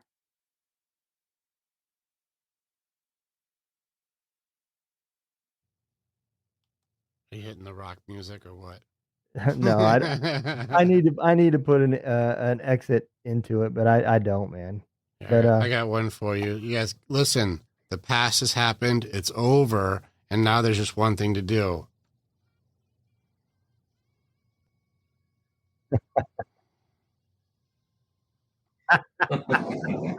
There you go. That's your outro. that's it, man. That's your Let it outro. go. I do it all the time in my groups. Yeah, yeah, man. But it's true. You know, you've got to at some point put some stuff down and live. It depends on the fight. Some curses need to be broken, some battles need to be fought, and some things need to be let go. And it's just knowing the difference between which is awareness and training. Yeah. And you know, I know for me one of those problems was whether I solved the problem or not, I still held on to it. Yeah. You know? Like that's what some of the curses are. They're like, I can't kill this thing. I'm like, it's because you're holding it, dude. Yeah. Let go. You don't have to kill it. You just have to let that one go. Well, where am I supposed to put it? You don't have to put it, just let it go. Yeah. You don't have to give it to anybody. Just let that go. Yep. Yeah. We definitely want to have the gift that keeps giving and give it away. Yeah. But good job. Ryan, I thought you did great. How do you feel? Yeah, man. To help you out there, Don, you feel this is good? Yeah. No, I think, like I said, y'all have got a great program, and man, I love what you're doing, and I hope people take advantage of it and reach out, you know, because it's important, man. God's working through us too, man, and we feel it. So He'll bring the right people to us, the ones that we need to help. And so it's the same thing as things working in your favor. They're happening on this side too. That's And great, man. this is where I think that He's pulling even us together for a reason. So we're creating a network, and I'll be plugging into other groups, which I will only be recommending to know you also. So I'll be also putting people your direction because I fully believe in you, and I fully believe in what you're doing. And so I think it's pretty important. Yeah, man. Are we still live on Facebook? What am I missing? No, they're seeing the recording. Oh, right on. Okay. But the comments will still pop up in in real time. What's up, Hero Stock? What's up, dude? Where are you seeing this shit? Oh, it's over. The comments are over on the. I got them on the side here. Yeah. See that thing right there? Okay. That's kind of cool. But yeah, man, we need to, this shouldn't be just a one-time deal, man. We we need to have you back on here in 6-7 months or whatever, and talk about whenever you want, man. Like man. Like I said, I gave you my phone number, so you can just text me, dude. Like Ryan knows, I don't give my phone number to everybody.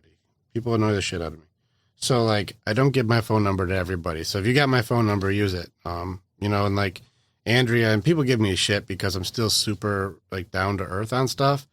But I was talking with Nick P today, Ryan, and he was like telling how like there's guys that he's got on his crew who are like, have you fucking seen this dude? This guy knows his shit. And he's like, oh yeah, he is pretty good. He's like, I fucking know, that's my guy. Like I know I can call him right now.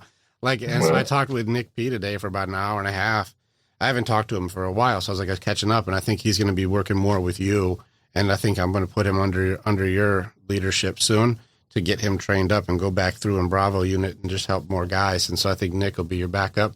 And we're going to have to find a balance because he's also super hard side. So we'll find a balance for training, but I think that I'll put him under your wing, and I'll have him running night group at first. We'll talk more about it tomorrow because I think I'm going to promote Nick up, and because his way that he gets guys that are like the big tough guys. He was a Marine, like the guys who are like big tough guys to just be able to open up and go like, hey, I'm a big dude here, but let me just tell you, put my heart on the table. And then guys are like, that's what I was thinking, but wasn't going to say it. Like, so that happens all the time. And so I think we'll pull him up. Dominic's taking a back seat because he's like, I need to focus on family. I'm like, perfect. He's like, I feel great. Randy's still working with me. So they're doing great. And then I think I'll just take Nick and pull him up a little bit, and we'll start training him. So that way your backup is a different side. So it could be beneficial, or it could be like, hey, that blew up in our face. We'll see. Yeah, I don't think so. Nick's I think it'll be smart, dude. I think it'll be good with you guys, though. You guys are a good team. But we appreciate you very much, Don. I really do. Yeah, man. And no, it doesn't have to be months. Just keep in touch. I am balancing out podcast stuff because right now, even Randy, she's having a hard time keeping up with how much recording I'm doing. I did 2 today. And I think this week I did like at least, let me count, like 13 this week. That's a lot. This week, let's see, 1, 2, 3, 4, 5, 6, 7, 8, 9, 10, 11, 12, 13, 14, 15. I did 15 podcasts this week. And damn, so I've gotten a lot out of the way. She's not even caught up on half of these. I think she's still she hasn't done almost any of these up yet. So like we're posted out so far right now that like I don't even know. I think yours just got posted from when we talked, I think 2 days ago. Yeah. I mean, like that's how far behind we are.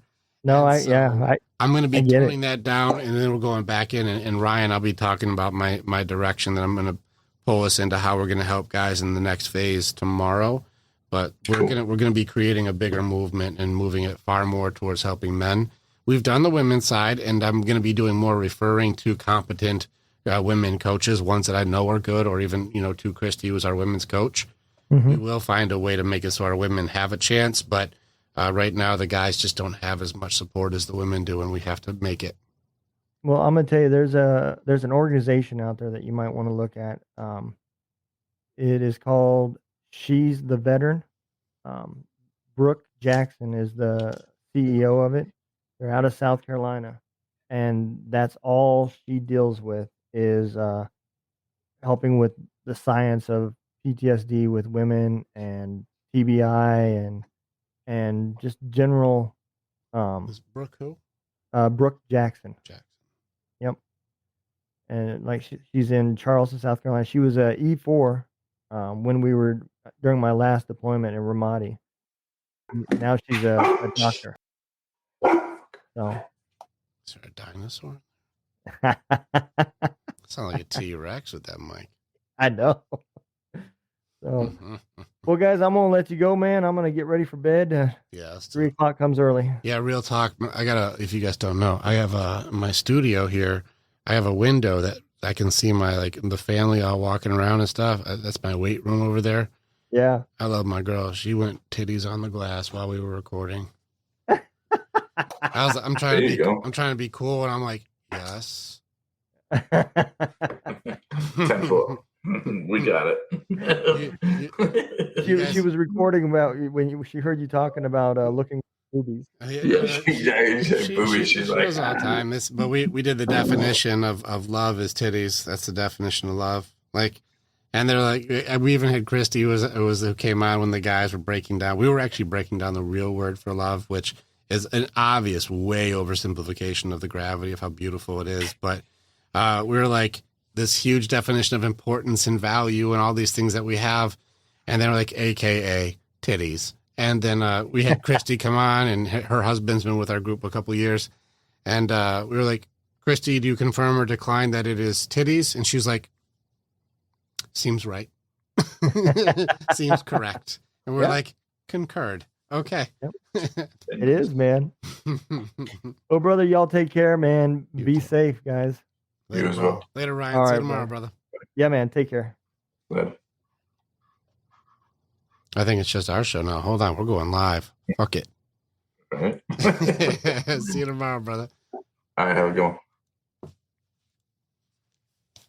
Click on the button and you can become the hero in your own story.